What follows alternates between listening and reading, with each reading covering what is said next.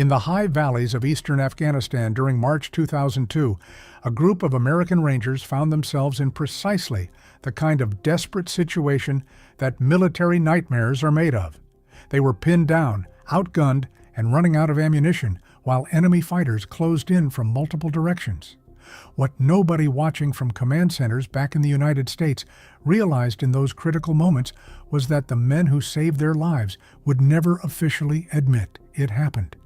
An Australian sniper team operating in the shadows of a mission most people have never heard of would spend the next week and a half proving that the smallest gestures of valor often go unrecorded by the very institutions that created them.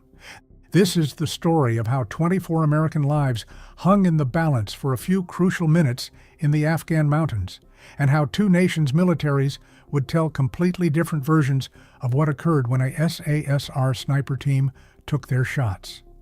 Operation Anaconda was supposed to be the moment when American forces would finally corner al-Qaeda and Taliban leadership in the Paktia and Paktika provinces of Afghanistan.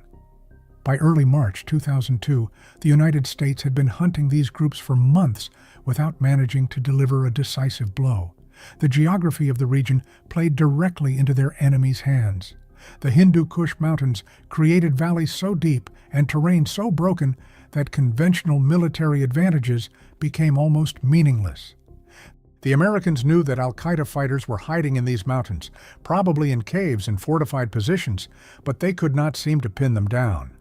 The frustration mounted as weeks passed with little to show for the effort. Intelligence reports were incomplete and often contradictory. The enemy seemed to melt away before encircling forces could close in, only to strike elsewhere days or weeks later. Operation Anaconda was meant to change that calculus. The American command had designed what they believed to be an overwhelming encirclement that would trap their enemies and finish them in a single coordinated assault. The planning for the operation had taken weeks, with multiple layers of command coordinating the positioning of forces. The trouble was that the American military did not fully understand the terrain or the enemy's actual strength. When the Rangers and other American units moved into position to close the supposed trap, they discovered that the al-Qaeda and Taliban forces were neither few in number nor lacking in weaponry. Sources describe between 500 to 1,000 enemy fighters positioned throughout the valleys, armed with mortars, machine guns, and rocket-propelled grenades. The Americans found themselves in open terrain, while the enemy occupied the high ground, exactly the opposite of the tactical advantage they had anticipated. What was meant to be a quick encirclement turned rapidly into a grinding firefight that would last days. Before we dive in, drop a comment and let us know where you're watching from. If you haven't already, make sure you hit the subscribe button to not miss any story. And check out our Patreon in the description. We post full, uncensored stories there. Every graphic detail, every brutal moment, nothing redacted. Stories YouTube won't allow. Now let's get into it. The specific unit in question on March 4, 2002, was a patrol of American Rangers from the 75th Ranger Regiment. These soldiers were elite by any standard, trained extensively in direct action raids and small unit tactics. But no amount of training can overcome being caught in open terrain while enemy fighters on high ground pour sustained automatic fire down upon your position. According to accounts from that day, the Rangers had been inserted by helicopter into what was supposed to be a blocking position, a place where they could cut off enemy retreat routes. What happened instead was that they became the focus of intensive enemy fire coming from multiple directions simultaneously. The situation deteriorated rapidly. The Rangers were unable to advance and increasingly unable to hold their ground. They began taking casualties, and their ammunition was being expended at a rate that made it clear they could not sustain the firefight for very long. The commander on the ground made the decision to call for immediate, close air support, but air assets take time to arrive in a landlocked country, like Afghanistan. The process of requesting support involves going through radio networks, identifying available assets, calculating flight times, and ensuring the right assets arrive in the right place. All of this takes time. Minutes matter when you are taking fire, and every minute that passed brought the possibility of catastrophic loss of life closer to reality. Wounded Rangers were lying in the exposed terrain, unable to move. The commander had to make rapid decisions about how to protect them while maintaining the unit's defensive positions. The Rangers dug in and returned fire with everything they had, but they knew they were in a deteriorating situation. What the Rangers did not know, and what the American command did not communicate to them at that moment, was that there was another unit already in the mountains nearby. The Australian Special Air Service Regiment, commonly referred to as the SASR, had been operating in the same general area, conducting their own reconnaissance and direct action missions. The SASR is one of the world's most capable special operations forces. Its soldiers train for years to develop the skills necessary to operate effectively in small teams, often behind enemy lines or in terrain where conventional military logistics cannot reach them. Formed in the 1950s during the Malayan emergency, the regiment had built a reputation for independence, professionalism, and a certain indifference to bureaucratic military structures. On March 4th, a SASR sniper team was positioned on high ground overlooking the same valley where the American Rangers were pinned down. The team consisted of 2 men, a sniper and a spotter, which is the standard configuration for precision long-range shooting. They had established their position according to standard sniper doctrine, choosing terrain that offered good fields of fire while allowing them to remain concealed. The sniper would be the one actually taking the shots, while the spotter would range the targets, adjust for wind and elevation, and provide security for the team. The spotter's role is often more demanding than the sniper's, requiring the ability to rapidly calculate distance, wind speed, and target movement while monitoring the broader tactical situation. A sniper team operating at that level of competence represents years of accumulated skill and training, with the 2 members working as a fully integrated unit where each understands not just his own role, but the role of his partner. The SASR sniper team would have heard the firefight beginning in the valley below their position. They understood immediately that American forces were under attack. According to accounts of that engagement, the Rangers were positioned in terrain so open and exposed that they had very few options for finding additional cover. Enemy fighters on the surrounding high ground had chosen their positions precisely because they offered commanding views of the valley floor. The Americans were, in military terminology, in a world of hurt. They were receiving fire from multiple directions and could not effectively suppress it. What happened next would define the rest of Operation Anaconda and create a historical record so strange and contradictory that it would puzzle military historians for years afterward. The SASR sniper team identified Taliban and al-Qaeda fighters who were maneuvering to continue or increase their attack on the Rangers. According to reports, the snipers were in a position to engage these enemy fighters with precise fire. They had clear lines of sight, stable firing positions, and excellent visibility of their targets. The moment a sniper team observes enemy activity within their field of fire, they must make rapid decisions about whether to engage, which targets represent the greatest threat, and how to execute the engagement while maintaining their own security. A sniper operating at the level of skill required for SASR service can reliably kill targets at distances of 800 meters or more, and the SASR teams had spent years training to operate at these extreme distances with precision. The SASR snipers took their shots. According to accounts from American soldiers present on the ground, the sniper fire from an unexpected direction had the immediate effect of disrupting the enemy's ability to continue their assault on the Rangers. The enemy fighters suddenly faced fire from a new direction, from terrain they had not been monitoring closely. This forced them to adjust their positioning and their attack. For the Rangers, pinned down in the valley, the appearance of effective fire from the high ground provided just enough of a respite to stabilize their situation. They were able to reposition, treat their wounded, consolidate their ammunition, and prepare for the possibility of continued fighting. The Australian fire was not continuous or overwhelming, which is precisely what you would expect from a two-man sniper team. Snipers do not conduct sustained suppressive fire in the way that machine gunners do. Instead, they make carefully calculated shots when they have positive identification of their targets and a clear angle of engagement. The SASR snipers would take a shot, observe the impact, shift position, and wait for the next opportunity. This pattern of fire, nonetheless, had a significant effect on the enemy's tactical situation. Reported accounts describe the enemy fighters becoming less aggressive in their assault, becoming more cautious about maneuvering, and generally reducing the intensity of their fire.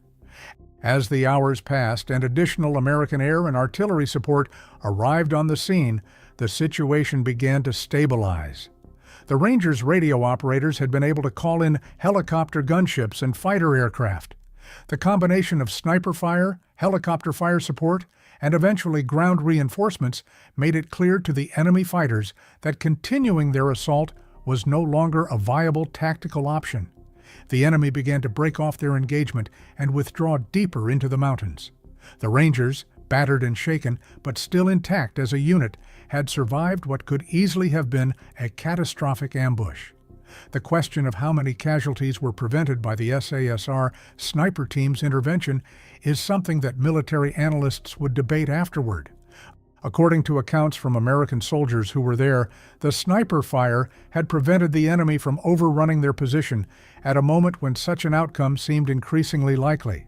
The Rangers had suffered multiple wounded, but had managed to avoid the kind of overwhelming assault that could have resulted in massacre. To the men on the ground, the source of that fire from the high ground had been both unexpected and absolutely critical to their survival. When the fighting ended and the Rangers were extracted from their position, they had the complete roster of their personnel, which meant that nobody in the patrol had been killed. What happened next is where the story becomes truly unusual. The American military did what American militaries do when something significant has occurred during military operations. They began to document it. They interviewed the Rangers who had been on the ground. They gathered detailed accounts of the firefight, the enemy positions, the American positions, and the fire that had come from the unexpected direction. They coordinated with their Australian allies to understand exactly what had happened and who had been responsible. Over the course of the next several weeks, American military analysts and intelligence officers compiled a detailed after-action report that ran to approximately 40 pages. This report was comprehensive and extraordinarily detailed. It described the Rangers' original mission, their insertion into the valley, the discovery that the valley was occupied by a much larger enemy force than had been anticipated, the outbreak of intense firefighting, the arrival of the sniper fire from the high ground, the effect of that fire on the enemy's tactical situation, and the eventual extraction of the Rangers. The report named the SASR team that had conducted the sniper fire. It described their effectiveness and their crucial contribution to the survival of the Rangers. The Americans were not shy about acknowledging what the Australians had accomplished. The report was filed, distributed within the American military's intelligence and special operations communities, and became part of the official record of Operation Anaconda. What the Australian military did was almost exactly the opposite. The SASR, known for its pride, its independence, and its rather famous indifference to the kind of paperwork that larger military bureaucracies usually demand, filed no formal report. This was not an oversight or a failure of administration. This was a deliberate choice. The SASR sniper team completed their mission, conducted their observations and intelligence gathering, and then moved on to their next tasking. They did not submit a report describing their intervention on behalf of the American Rangers. They did not file an after-action account. They did not document what they had done, or what they had observed, or what the results of their actions had been. To many observers, both inside and outside the military, this seemed bizarre.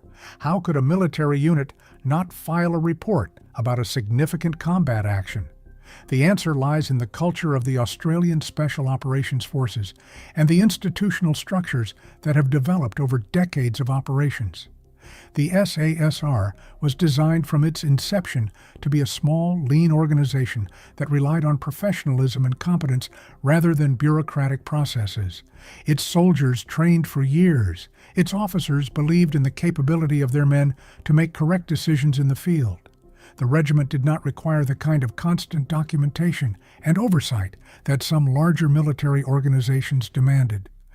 Sources describe the SASR as an organization where the assumption was that soldiers would do their job without needing extensive supervision or detailed record-keeping. The unit's entire culture was built around the idea that you selected capable people, trained them thoroughly, gave them a mission, and then trusted them to execute it without constant oversight. Filing extensive reports about every action was seen as unnecessary, burdensome, and potentially counterproductive. If you had soldiers capable of conducting complex special operations missions, why would you bog them down with endless paperwork about what they had accomplished? The job was done. The Rangers were safe. That was what mattered. The American military, by contrast, operated under a completely different set of assumptions. The American military was significantly larger and more bureaucratic. It had more soldiers, more units, and more complex layers of command. American military culture emphasized documentation, accountability, and detailed record-keeping. When something significant happened, you documented it. You filed a report. You made sure that senior leadership knew what had occurred. You ensured that the action was officially recognized within the institutional structures of the military. This was not seen as burdensome, but rather as professional and necessary. The 40 pages written by the Americans would have been obvious to any military historian.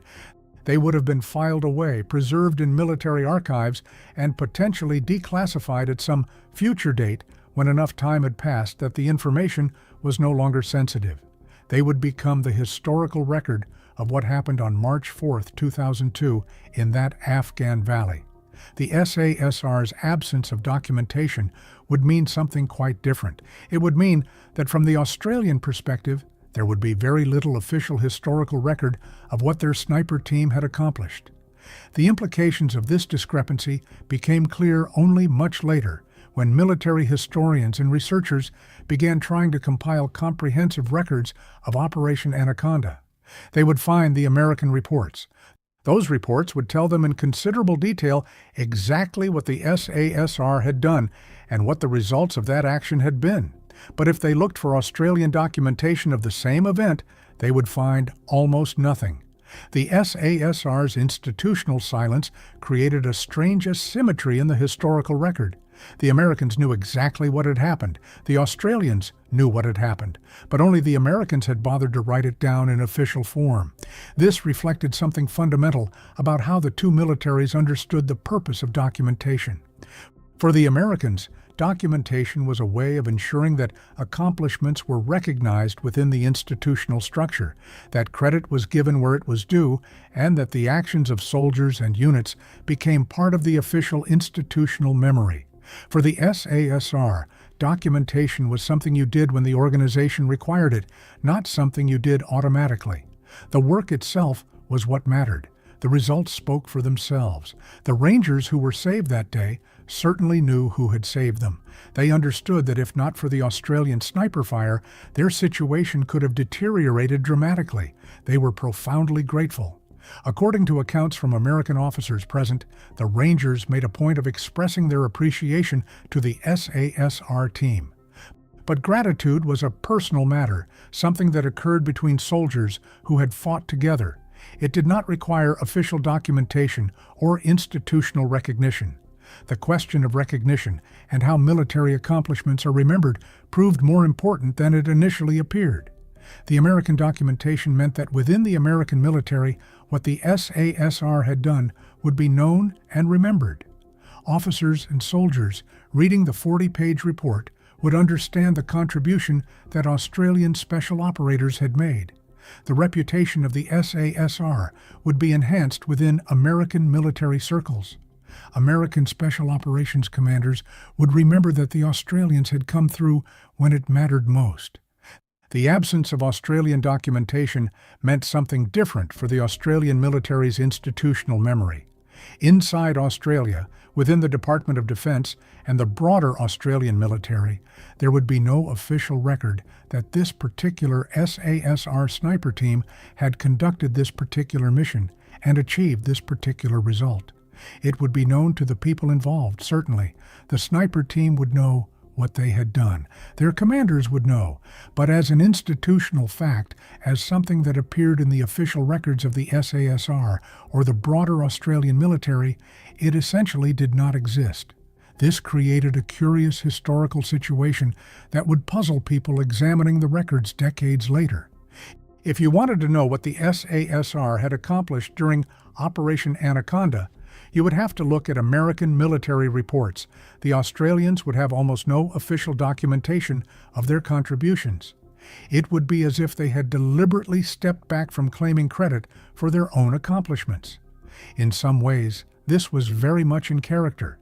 The SASR had always maintained a certain distance from the kind of publicity and institutional recognition that other military units pursued.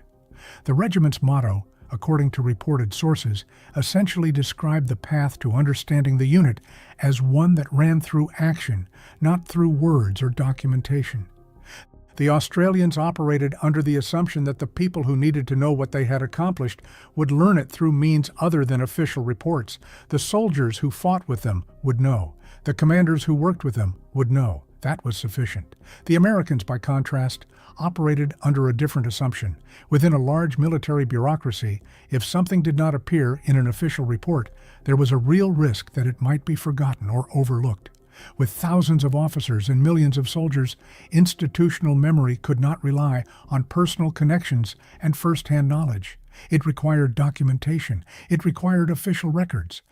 American military culture insisted that significant accomplishments be documented, not because the people involved doubted the value of what they had done, but because the very size and complexity of the organization made such documentation essential.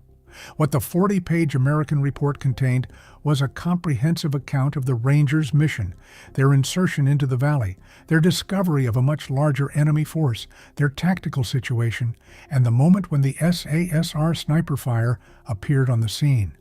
The report described how many Rangers there were, how many were wounded, where they were positioned, and how long they remained under fire. It estimated the size of the enemy force and described the intensity and accuracy of the enemy's fire. It detailed the effect of the SASR sniper fire on the enemy's tactical situation and made clear that without that fire, the Rangers' situation would likely have deteriorated further. The report also named the SASR personnel involved, identified them as Australian Special Operations Forces, and made clear that this was an unexpected but highly welcome development from the American perspective. The report documented the coordinates of the SASR sniper team's position, the distance to their targets, and the nature of their fire. To anyone reading the report with knowledge of sniper operations, it would be clear that the Australians had conducted a professional engagement that had achieved exactly the effect they intended. The Australian absence of documentation meant that if you wanted to find out what the SASR's sniper team had done on March 4, 2002, you essentially had to look at what the Americans had written about it. The Australians had not written 40 pages. They had not written 4 pages. According to sources familiar with the SASR's documentation practices, they had written almost nothing from an official standpoint. This was not because they had anything to hide or because they wanted to downplay their contribution. It was simply not the way the regiment did business. This discrepancy between American documentation and Australian silence tells us something important about military culture and how different nations understand institutional memory and recognition. The Americans believed that significant military accomplishments deserved official documentation and institutional recognition. The Australians believed that the accomplishment itself was sufficient and that documentation was secondary to the actual performance of the mission. Both approaches had merit, and both reflected something true about how their respective military establishments operated. The 40 pages written by the Americans would preserve the memory of what happened on March 4, 2002, for generations of military historians and researchers. The absence of Australian documentation would ensure that most people would never know about it unless they happened to read the American report. The SASR had accomplished something remarkable and almost certainly life-saving for the American Rangers in their care that day. They had done it professionally, skillfully, and with the kind of tactical awareness that comes only with years of training and experience. And then they had walked away from it without bothering to document it. The Rangers knew what had happened. The American military knew what had happened. The Australians knew what had happened. But in terms of what would be preserved in official military records and institutional memory, it was only the American version that would endure. The Australian sniper team had intervened at a critical moment, likely prevented significant casualties, and then returned to their work without filing a report. The Americans had done what Americans do. They had written it all down. The result was a strange historical record where one nation's military accomplishment was extensively documented only in another nation's archives. When historians would later examine the American 40-page report, they would understand something fundamental about how different militaries operate. They would see that the SASR, despite its relatively small size and limited resources compared to the American military, had conducted operations in Afghanistan with such competence and professionalism that even when they did not document their own work, the Americans found it worthy of extensive documentation. The Rangers owed their lives, or at least the preservation of their unit's integrity, to the SASR sniper team. That fact was preserved in American official records with remarkable precision and completeness.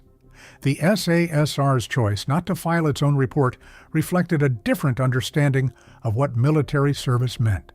For the Australians, the point of being a soldier was to accomplish the mission, to serve the nation, and to maintain the highest standards of professionalism.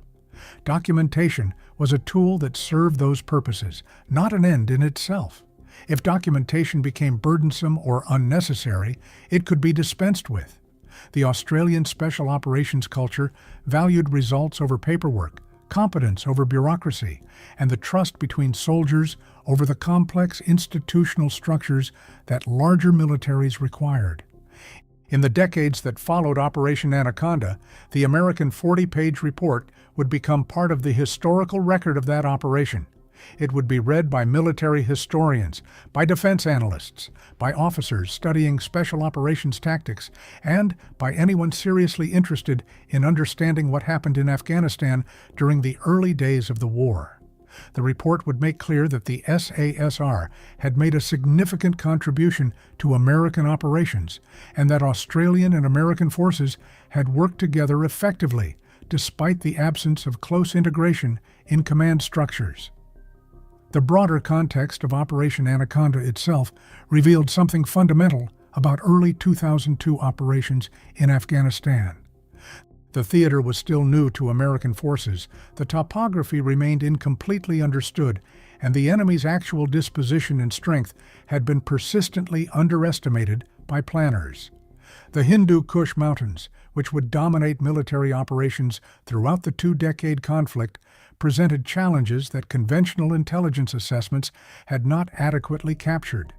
The Americans had assumed that initial victories in late 2001 had substantially degraded al-Qaeda's capacity to field organized forces.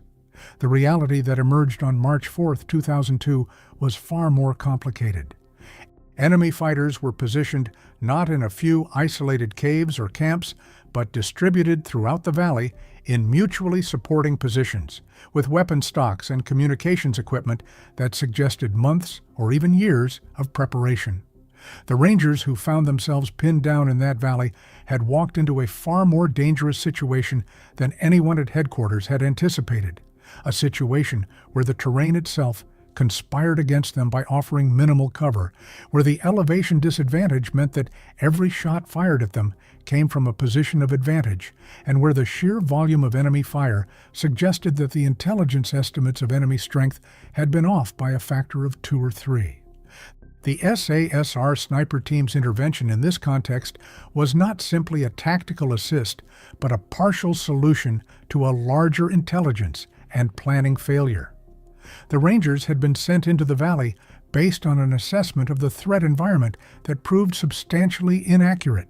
The SASR's sniper fire did not solve the broader problem of the Rangers' disadvantageous position or the larger numbers of enemy fighters surrounding them, but it bought time at a critical moment when the situation was deteriorating rapidly. It purchased minutes that allowed the Rangers to consolidate, to reposition, to request supporting fire, and to prepare for the extended fight that followed.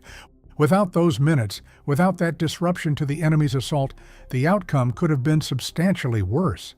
The political and military consequences of the Rangers being overrun in the opening weeks of major combat operations in Afghanistan would have been significant, would have affected American public perception of the campaign, and would have influenced how aggressively the American military pursued operations in the following weeks and months. The question of why the SASR team happened to be positioned where they were on that particular day, conducting the particular reconnaissance mission that put them in a position to observe the Rangers' engagement, was itself part of the larger story of intelligence cooperation and military coordination in the early weeks of the Afghan campaign. The Australians had been deployed to Afghanistan with a specific focus on counter-terrorism operations and were conducting independent reconnaissance missions designed to identify Taliban and al-Qaeda locations and activities. That their reconnaissance mission put them in a position to observe and intervene in the Rangers' engagement was in one sense pure chance. In another sense, the inevitable result of having small special operations teams scattered across a mountainous region conducting independent operations. The coordination mechanisms that would later be formalized in joint task force structures simply did not exist in March 2002. American units did not know exactly where Australian units were operating. Australian units did not receive in advance notice of American operations that might occur in their vicinity. This lack of coordination, which would have been viewed as unacceptable in later years of the war, was simply the state of operations in early 2002, when the military apparatus was still adjusting to the reality of conducting major operations in Afghanistan after months of more limited special operations deployments. The Rangers who were saved by the SASR sniper fire certainly understood what had happened. They had felt the shift in the enemy's tactical situation, had understood that they were suddenly receiving fire from a new direction, had recognized that something fundamental had changed in their battlefield situation. They would have communicated this knowledge to their commanders and to the broader American command structure. The American forces that subsequently arrived to extract the Rangers would have been briefed on what had occurred. The debriefing process for the Rangers, as part of normal after-action procedures, would have generated detailed documentation of their experience, including the critically important detail that they had been saved by Australian sniper fire. This debriefing would have reached the American personnel responsible for coordinating with Australian forces, would have been communicated through intelligence channels, would have been documented in the Tactical Operations Center records that tracked American military operations in Afghanistan. The 40 pages written by the Americans were not a fabrication or an invention. They were the documentation of events that were known to those involved, events that had been witnessed firsthand by American soldiers, events that had been communicated through normal reporting channels. The SASR sniper team, having completed their mission, having observed the results of their fire, and having understood that the Rangers were now receiving the support of American air assets, would have made the professional decision to withdraw from their position and return to their own operations. Their mission parameters were not to provide extended close air support to the Rangers, but to conduct reconnaissance and, if opportunities presented themselves, to conduct their own direct action missions. They had identified a target of opportunity, had taken the shots, and had observed the results. That was, in professional military terms, mission accomplished. They did not stay in position to confirm that the Rangers were fully extracted. They did not wait for formal expressions of gratitude. They did not hang around to be debriefed by American personnel. Instead, they withdrew, returned to their own lines, and continued with their own operations. This was perfectly consistent with how special operations teams typically operate. Identify the mission, accomplish the mission, move on to the next tasking. The decision not to file a report in Australia's case reflected not only the SASR's cultural preference for minimal documentation, but also the practical reality of special operations deployments in early 2002. The SASR had a limited number of personnel deployed to Afghanistan. They were conducting multiple missions, and they were generating massive amounts of intelligence that had to be processed through Australian military channels and through the liaison relationships that Australia maintained with American forces. Filing a detailed after-action report on every engagement or every intervening action would have consumed time and resources that could be devoted to conducting more missions. The institutional culture that did not require such reports reflected a judgment that the operational knowledge and the intelligence generated by the missions would be communicated through other channels, through liaison officers, through intelligence product, through the personal networks of mutual knowledge that existed between SAS and SASR commanders and their American counterparts. The SASR sniper team had accomplished their mission. 24 American Rangers had lived through a brutal ambush and lived to tell about it, in no small part because of the professional intervention of Australian special operators. The Australians had proved once again why they were considered among the world's finest special operations forces. They had acted decisively, effectively, and with the kind of tactical judgment that comes from years of training and experience. They had operated in a theater where intelligence was incomplete, where the threat environment was more dangerous than anticipated, and where the presence of skilled special operations personnel in the right place at the right time could make the difference between tactical success and tactical disaster. And then they had walked away without writing anything about it, leaving it to the Americans to document what they had accomplished. The contrast between the American certainty that significant events must be officially recorded and the Australian assumption that unofficial recognition and professional reputation were sufficient proved to be one of the more subtle but significant differences between military cultures that would become increasingly apparent as the conflict in Afghanistan progressed over the following 2 decades. It was, in many ways, the most Australian response possible to a significant military accomplishment, to do the work, to do it well, and then to let others determine how that work would be remembered and recorded in official histories.